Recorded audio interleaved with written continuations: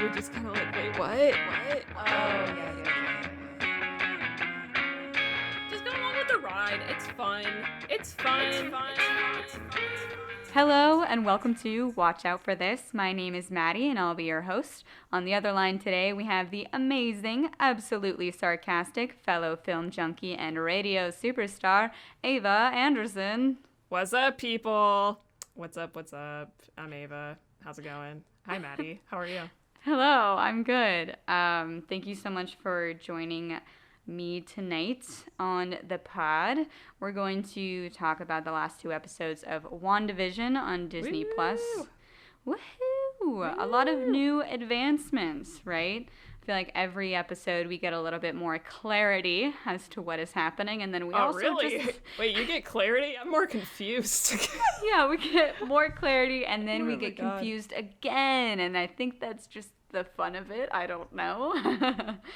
But yeah, so just to preface, what is your experience or knowledge of Marvel, and, you know, how have you liked the show so far based on that knowledge? So basically, you want to know my credibility as to why I can talk about WandaVision. Yeah. Okay. Yeah, definitely. I have very little cred in terms of the Marvel universe. I know, I know everything secondhand from my boyfriend and just kind of what I know from the movies. I don't know much about the comics. Oh, but you've still And watched like I said, the movies. secondhand. Yeah. Yeah, definitely. Like, I'm familiar with the, Marvel universe and, all the little cameos and shit. Like, I get that. Oh, can I cuss on this? Is that fine? Yes, that's totally fine. Is that okay? Okay. Fuck. Oh, sick. Okay. I just really wanted to do that. No, so I'm used to being on a college radio station, so it's I feel like I always had to censor myself, so this is great. Back to my point, though. So yeah, I know enough about the Marvel Universe, I think, to have a pretty good conversation about WandaVision. And besides that, I work in film and whatnot, and I write, and I feel like, well, I can't say what I'm working on, right. but so top secret. basically I know, what's good and what's bad, so that's all you need to know. There you go. And I guess I'm a comedian too, if that makes this show more entertaining. I hope it does. This is why Ava's here. I'm secretly using her for all of her talents and to make me laugh. Maddie's very funny too. Aww. Maddie is very funny too. Let's keep talking about ourselves. We don't even have to talk I know. about... This is what's gonna happen. This is just gonna become like a giving each other validation podcast. Yes, we all do that. Self-help for each other. But Wanda needs a lot of self-help, so there you go. Transitioning to that. What did you feel about, quickly, the Office reference? Oh my God. Oh, that's where we're starting. I don't know. Okay. We can start wherever we want. I was just like, that was the first thing that came to the mind. theme song was very off-putting, but besides that, I appreciated what they did. Because, not gonna lie, okay, as a whole, I would say, yes, I am liking the show. As a whole, I am liking it. However, I felt like I liked the first handful of episodes more because I kind of liked not knowing what was happening. Oh my God, I'm the opposite. Terms of... Really? See, I kind of loved seeing Vision and Wanda, be in I Love Lucy mode and stuff, because it's, something you wouldn't see in the Marvel universe, from what we're used to. And that's what I really liked about it, because you're just kind of like, wait, what? And I didn't want to question it. I just kind of liked the way it was going. Yeah. But then, as soon as they're all, they introduced Geraldine, and it's, I know her last name's Rambo. Her first name is escaping me, that character. It's okay. They just call him, they call her Captain, or what is it? I forget. Rambo. Anyway, just Rambo. I'm forgetting her that name. might be it.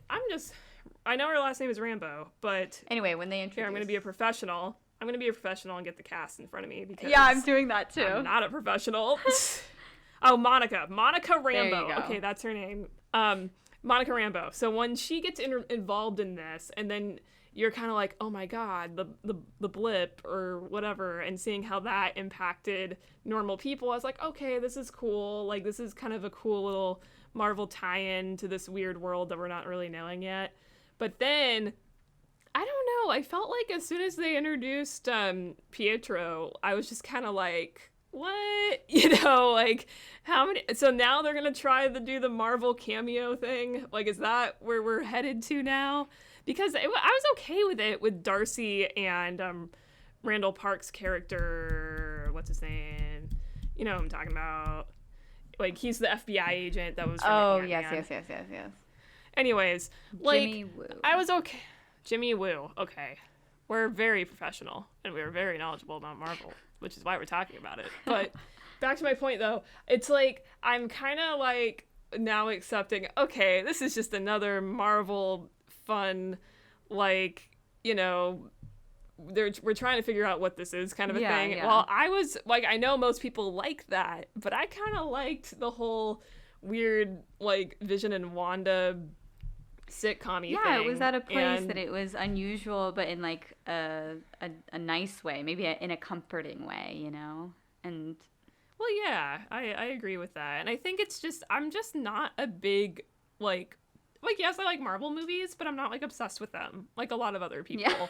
So I think that's why I'm just, like, kind of, hey, this is refreshing, because I'm gonna, like, not gonna lie, like, the other Marvel spin-off-y shows they're doing on Disney Plus, they're gonna be very in tune with what we're used to with Marvel, you know, quiplashy, like, flashy action sequences. Oh, insert joke here, insert this character cameo here. You know, it's gonna be that kind of formula again, while I kind of enjoyed the, like, how uncomfortable WandaVision is. It's a very uncomfortable show. Yeah. There's so many times where I was just like, what? And then especially in the last 2 episodes, like, okay, so I know we're going to talk about 7, but really quick, I just want to backtrack to episode 6 when, like, Vision stops Agnes in her car, or it's like she's on the edge of town. Yeah. That was a weird scene. That made me, like, that made me kind of weirded out a little bit, and just, like, him seeing all the frozen people, you know, like, that's kind of interesting. Like, that I thought was cool. I definitely agree with you about how in the beginning it felt like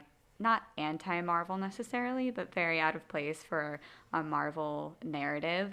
And do you think that was obviously you liked it, but for me, I don't know much about Marvel and literally nothing about, like, I haven't really even watched the movies. I know, shame me, it's fine. But watching that, to me, I just felt confused. And I think that the less Marvel-y it was, it might have been really interesting, but I don't know if it necessarily, like, was the best for audiences who didn't know anything about Marvel, because oh yeah, I agree with that. No, you're definitely on the money with that. Like, if you don't know the Marvel universe, you're just gonna be like, what the fuck? Yeah, like, what is happening? And that is my, like, what is going biggest on? struggle with this show. But I've had so much fun nonetheless trying to learn about it as I watch it. But this is why, you know, you're here, and this is why I'm here. I think it's a really interesting perspective to watch this thing going in with no knowledge necessarily, or some knowledge, and how that knowledge affects how you interpret the show and enjoy the show is a huge sort of deterrent, and determines whether you like it or not. So yeah.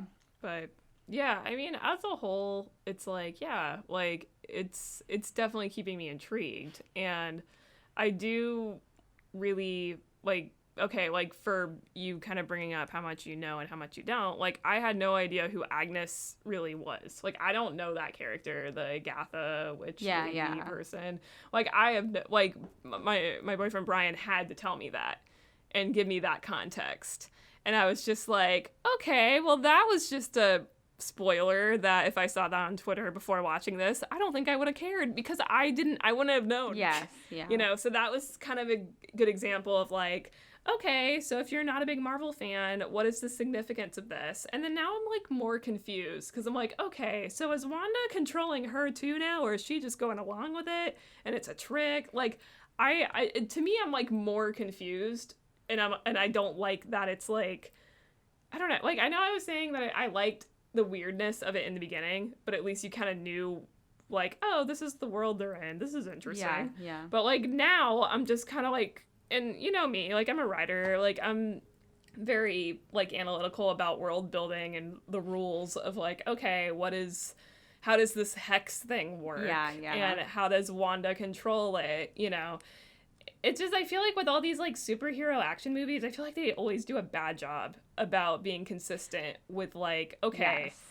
what are the rules to this force? Yeah. Like, what is going on? So now that they're throwing in this Agatha character, it's like, okay, so is she actually controlled, or is she just playing along with it? Like, what allows her to exist in this world but know about it? Yeah. I mean, they'll probably reveal it in the next episode, but I'm just saying right now, I'm just being very analytical of that, because I'm like, okay, like, this is kind of confusing now from what I thought. Yeah, like I did not know anything about who Agatha Harkness was, but I knew that Catherine Hahn's character was someone different, just because I remember in the second or third episode, I don't know for sure, she sort of broke character and was like, "Oh, do you want me to do this again?" Like as if she was being directed, and Yeah. instead of everyone else in the world was painfully forced into like being casted, I guess, into the world. Like, she consented to it. Yeah, like way. Yeah, that's a good point. And so in the beginning, I was like, okay, well, maybe this just doesn't make sense, and I was frustrated. And now finally, the lines have sort of like connected, but I still didn't really understand like who she was as like a powerful being. I just knew that maybe some things were getting explained, but still not everything. Like we'll never get all the answers, right? It's just kind of having to play along. Yeah, and there's no like famous Marvel end credit scenes.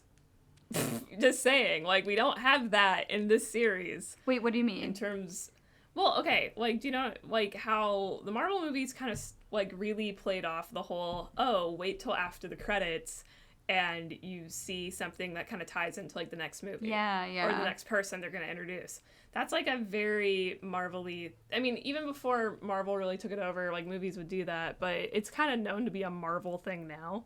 I literally had no idea. I was like, really? I That's didn't. like I was almost... like, why are the credits so long? And then I finally watched all of it, and I was like, I hate myself. There's a little snippet that I hadn't been watching. Like, yeah, and a ton of people work on those movies, and it's just not just that, but yeah, they really make you wait towards the end. But then it's like you have your little like, the first set of credits where it's all the important people and there's like way cooler graphics and stuff, and then it's like little sneak peek, and then it's all the peasants that worked on the movie that just get black and white credits. Yeah. And then we get even another little snippet as to what's happening next. See, the thing is, I think what slightly annoys me about this show is that it's like we get a freaking, like, I counted this down, a 37-second Marvel opening. Yeah. With the logo. Yeah. It's 37 seconds long. It's that long, as if we're watching a Marvel movie. Yeah. And Every time. then we get these long-ass credits, and we don't get an end scene. Yeah. That kind of annoys me. But besides that, though, like I said, as a whole, I think the show's cool. And it does kind of show what else Marvel can do, instead of just making these giant 3-hour-long movies that I don't think I'd ever really want to go to again post-COVID. So I'm okay with this whole Disney Plus, let's do like 40-minute episode things. Yeah, so you think that this is a good structure for this story? I think it is. Yeah. I mean, why would they make a movie about this? Know. I don't think there's no way they would make a movie about a woman that's grieving over her dead partner and thus has to create this alternate reality sitcom to make him alive, like, Man. In what world would we be in for that to be a Marvel movie? Yeah, correct. One thing that I wanted to ask you, because of course we like to write ourselves female protagonists and make their goals and motivations really complicated. And in the beginning, how did you feel about her creating this life that was just her being a housewife? And like, how do you think that at first affected, like, I don't know, her being a powerful female lead? Like, well, I think it's mainly, it's something that she never had. Yeah. Because Wanda, like, I I keep getting her backstory mixed up with the Black Widow character, but she had like a crap childhood, and like you kind of get a snippet of that in episode 6 when her and her brother are talking about trick-or-treating in their homeland. Aww. And they get like a fish and like typhus or something, Yeah. which that clip was very funny. But, you know, it's like... It's a good way. Her background was not great. And also, within the X-Men... You see, this is where it gets complicated. Within the X-Men universe, she's supposedly Magneto's daughter. Which is, I don't know if they're going to even get into that within the Disney Marvel realm. You know, I don't know what their plan is with that long term. But, like, she has, like, a kind of a messed up childhood where she was always experimented on and whatnot. So, 11. I think I'm right. Yeah, right. Stranger Things, season 4, next episode. But, yeah, I don't know if I'm totally right on that. And Marvel fans, don't hate on me if I'm wrong, but I'm pretty sure that's her backstory. Well, that makes sense. And I mean, I think I agree with that. That's a really good way of putting it, that she's... So if I'm lying, you think I'm right. I think that it was a good decision based on I don't know about her backstory based on what I have seen and how she's hurting, and it makes sense to me that she's sort of making up for lost time in a very like unconscious sort of PTS kind of way, and I think that exactly. makes it a little bit more complicated and makes her motivations greater, in my opinion. So I like that. Well, yeah, like if like for us, like suburbia is like boring and like, you know, like we don't want that. But for her, for someone who has been labeled, I think like throughout the Marvel franchise, like she's been labeled as a villain, she's been labeled as a terrorist, she's been labeled as like, it kind of gets into it with like Civil War and like the Avenger movies where it's kind of like, oh, she's on like Captain America's side and they're kind of the rogue ones, you know, and yeah, it's kind of that whole thing where it's like she's always on the run, and at least that's how she was with Vision. Like they were just always on the run and always in hiding.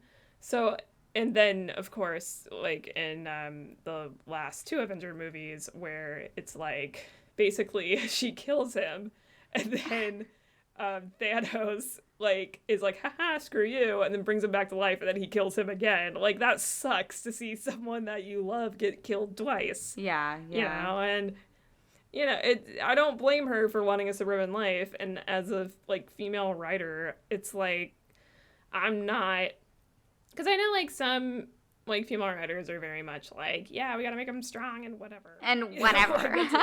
And whatever, you know, and that's fine. But it's like, I still think she's a strong character in this. Yeah. And just because she wants a housewife experience or stimulation, then that's fine. Yeah. That's if I could do that to get away from my problems, I would happily do that. Just so I could wear the dresses and bake the cookies and do that for a week, and I'd be fine. Yeah, be Malcolm in the Middle, be the mom. Right? Yeah. No, that was a good parody too. I liked that. That was good. But back to, you brought this up earlier, the whole Office thing. Oh yeah. Like it was funny. They kind of like, Brian and I were talking about this. Like as we were watching it, we were kind of thinking like, oh, this is kind of like The Office meets Modern Family too. Yes. And Modern Family. Definitely. Yeah. Because when I first watched, like before they even showed the little theme song and whatever, I thought, oh, they're making fun of Modern Family. Because I just assumed too, because of like the properties, you know, Disney owns ABC, whatever, you know, all that. I just kind of figured, oh, they're doing Modern Family. But then when they did the Office thing, I was like, wow, okay, that's funny. I kind of just figured that they were making sort of a parody on all of those like very just dry, all mockumentary, mockumentary sort of like sitcoms, that were like very mid 2000s into the 10s, basically. Yeah. But it definitely like, it was a little off-putting. I really liked though when Vision was like, why am I sitting in this chair? Why am I talking to you? And he like walks away, and I was like, this is the best part of the entire show. Yeah, I like Vision and Darcy. I'm like, okay, why wasn't this collaboration happening sooner? Yeah. Like I like them being together. Yeah. Like I love God, what's her name? The actress that plays her. Like I absolutely love her. I love her Kat in Dennings. Dollface. Kat Dennings. Yeah, Dollface is like one of my favorite shows. It's so and good. like the fact that she's in this is like another great factor as to why this show is so great. But also just in general, like in terms of kind of just what's going on in like 6 and 7, because I feel like I'm talking to like generically. No, about that's this good. show. That's good because I haven't heard all of your opinions about the entire show. And I know. I'm a very opinionated person. This is why you're here. You should know that. This is why we accept you. But one thing that I think is just crazy. I don't know if you know this, but the whole like Evan Peters casting for Pietro. Yeah, I kind of do. Do you know that whole thing? Okay, for anyone who doesn't know, basically he was not in Avengers Age of Ultron. Yeah. When, like, you know, he dies, basically. That was played by another actor, which I'm blanking on his name. But what's super confusing about this whole thing is that both actors were in the movie Kick-Ass. So, like, when I'm trying to tell Brian, oh, no, this is the guy from Kick-Ass, he's like, no, that's also the guy from Kick-Ass. So, like, I didn't even know that. Both realize both guys are from Kick-Ass, which is kind of hilarious. Oh, my God, that is really funny. Yeah. How did you feel when Monica was like, oh, they recasted Pietro? Or whoever said that. I don't remember who said that. Like, it's so I'm still meta. Confused. Like, it is meta. I just don't know where, like you were saying, the world building thing. Like, what are the rules? There really just are not rules, and I think that's what's freaking me out. I'm just like, yeah, I need boundaries. I agree.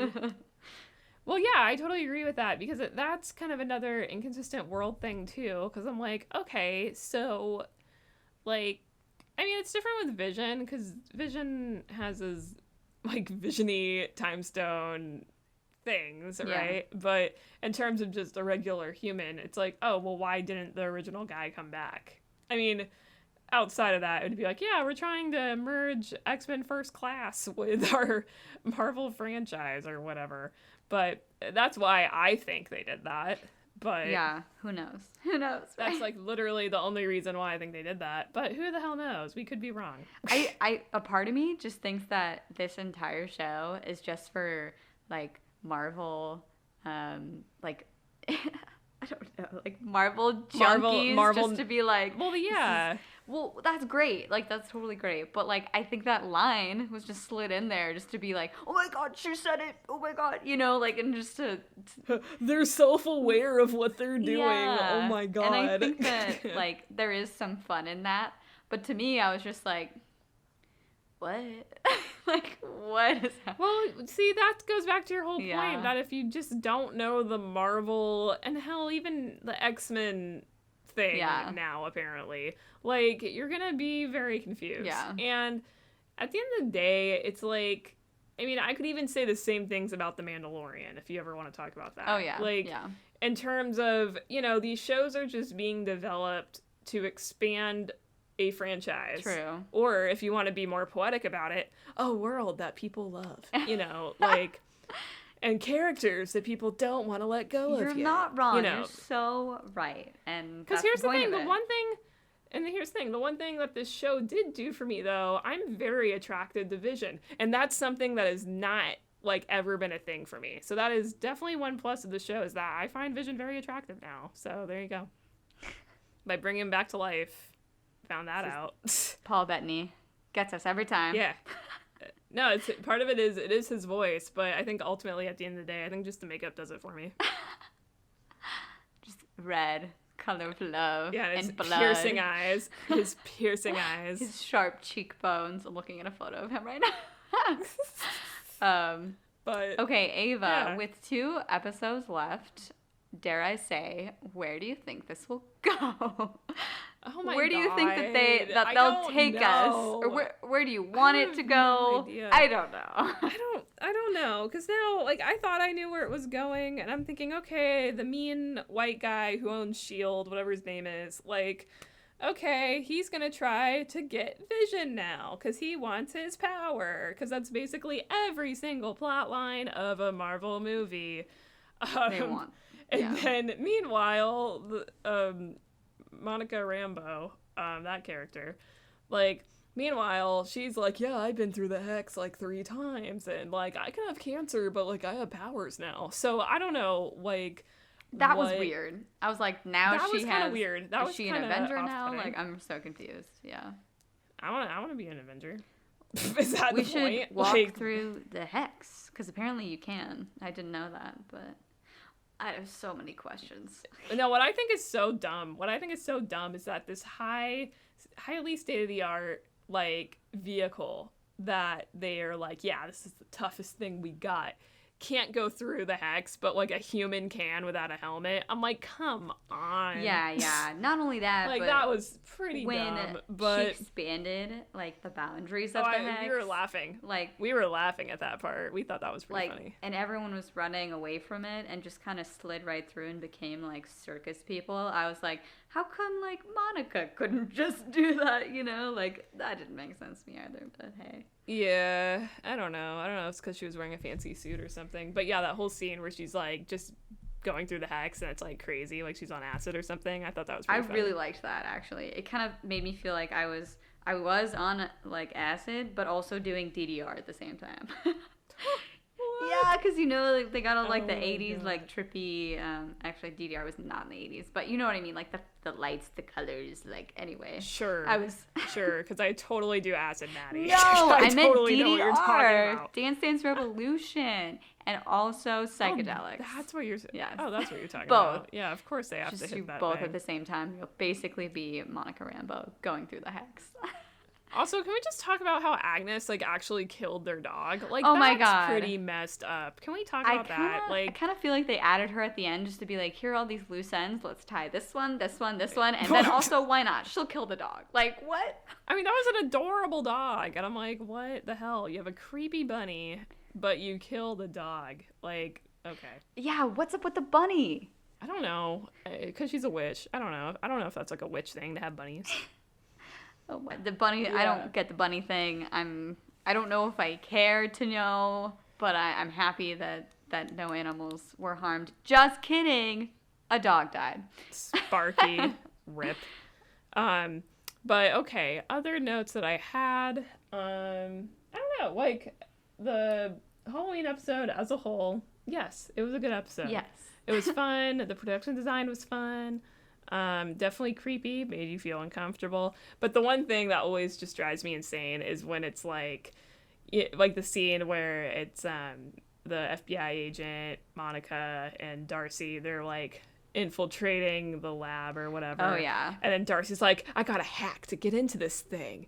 Oh, no, your blood is going insane. You know, it's just like, I know it's just the Marvel jargon, but it's like, okay, this is a Marvel movie. You know, it just kind of reminds you that you're in that world. Oh, yeah, totally. How did you feel about when they sort of get caught in a way and they're like, they get handcuffed and they're about to like leave or go get sent to prison or whatever? Oh, that's totally a Marvel. That is a Marvel plotline. And then like, of course, the evil white director of the military or whatever of SWORD is like, oh, take these people away. But then out of nowhere, FBI guy, his name.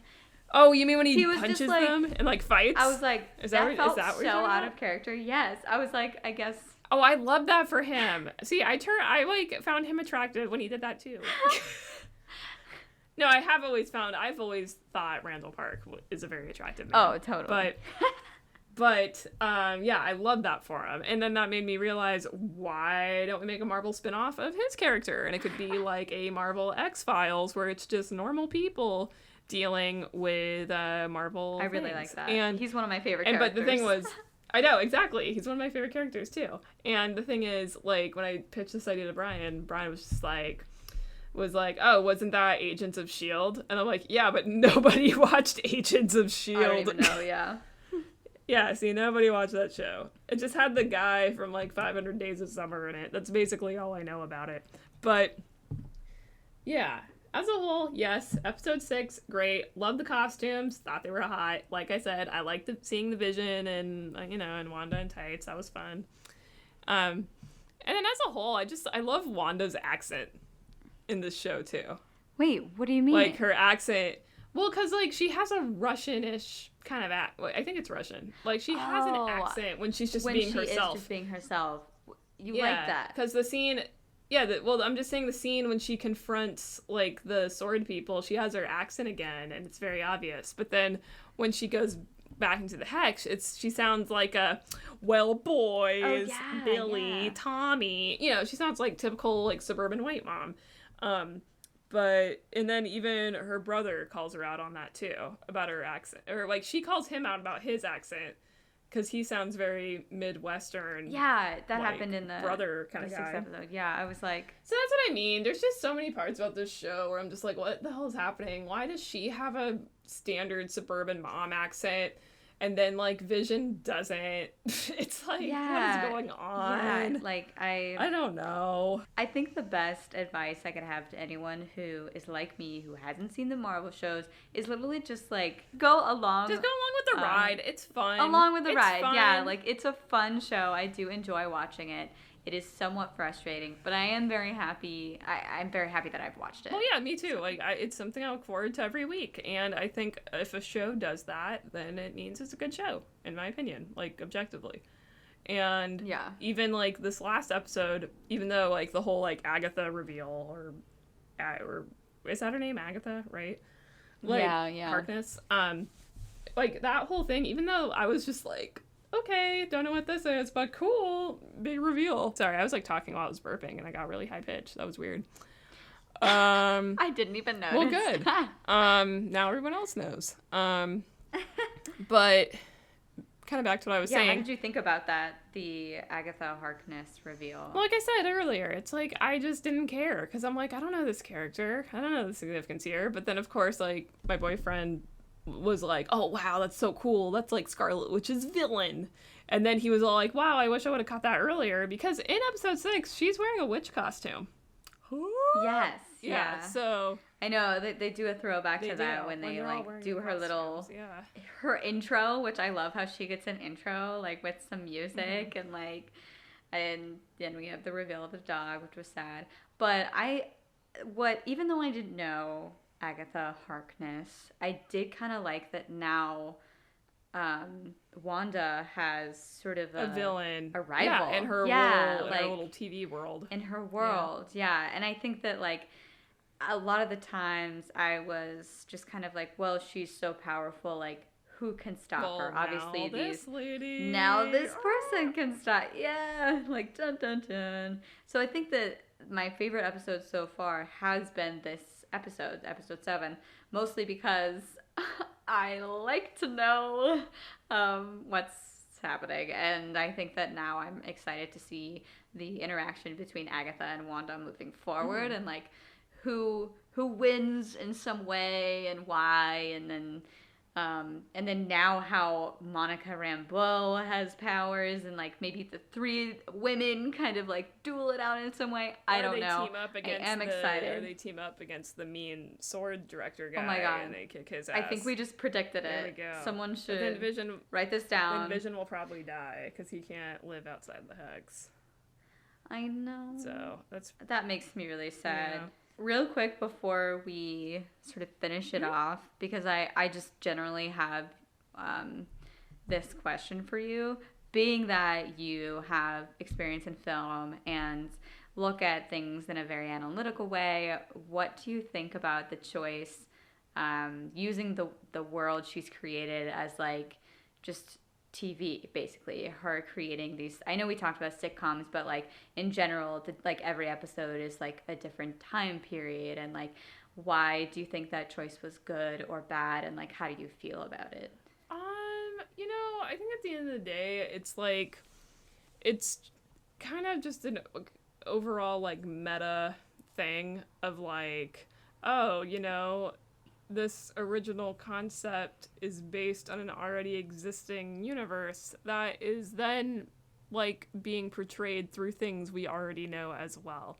So I think it is kind of a creative take on expanding a franchise, but then also entertaining audiences with nostalgia at the same time. Because, like, Stranger Things does that all the time. Like, that whole show is basically built on nostalgia. But then again, for people who weren't a kid in the 80s and don't know what that's like, it's like, wow, this is a world we don't know. So, you know, that's what I think Marvel is kind of playing with in terms of like, yeah, you know, we can maybe lure in people that loved I Love Lucy and all those other shows that they like kind of made fun of.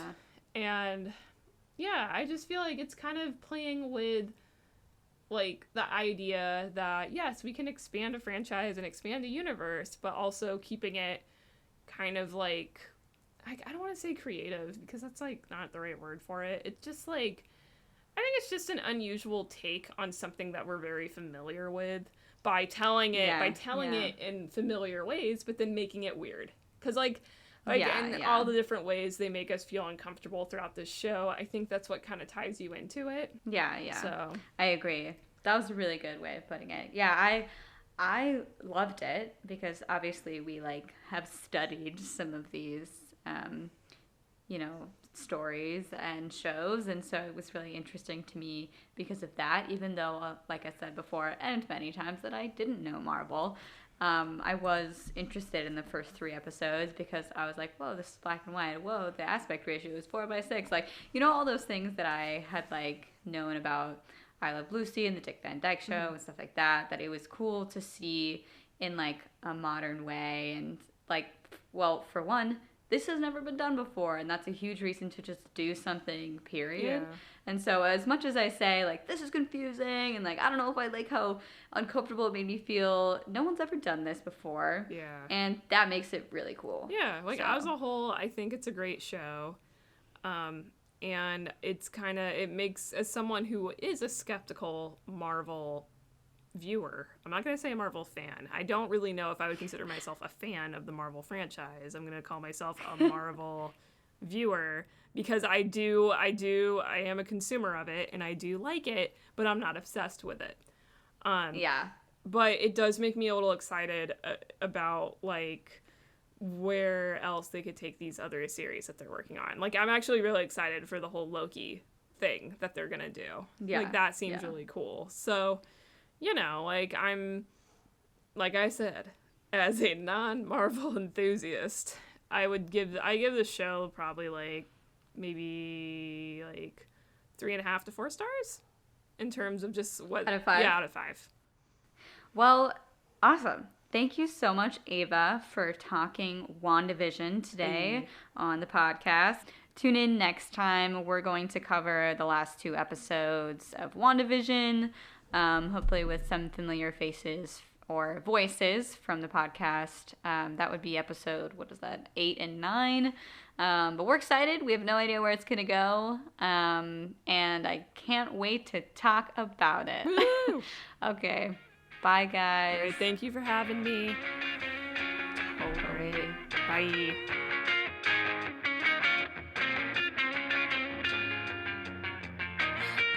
Mind explodes, world explodes. Yeah.